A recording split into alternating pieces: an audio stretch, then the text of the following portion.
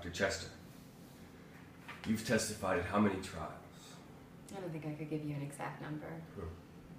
Does 85 sound about right? Okay. So, how many of those 85 times were for the state? All of them. So, when Mrs. Weiss says, as she just did to me, your witness, what she really means is her witness. Obviously,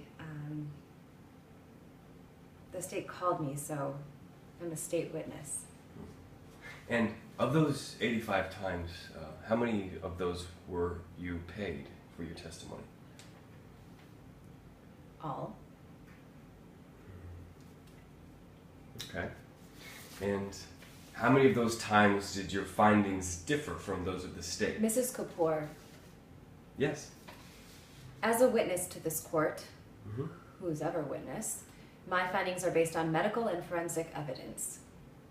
And I am sure as anyone can be that this woman was murdered with that knife. Because that knife is the only one in the world that could have caused these wounds. No, obviously not, because it's the one with both the victims and the defendant's blood on it. You know, I didn't hear Mrs. Weiss ask you about the number of stab wounds. Did you?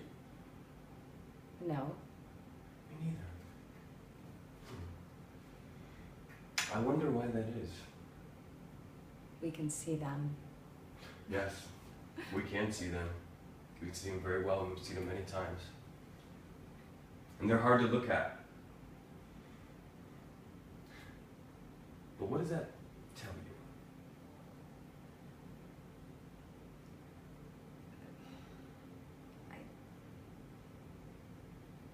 Speak up, please. I don't know. Are you talking about individual wounds? I am. How many individual wounds do you see here? 22. 22 wounds. Wow. 22 individual stab wounds on this corpse. So what does that tell you in your expert medical, based on your training and experience? Tells me that it was a crime of passion. Crime of passion. She was maybe familiar with the victim?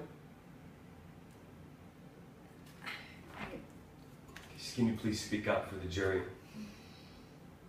Maybe. Maybe? I'm going to have to ask you again. That's a little ambiguous of an answer. This is a court of law.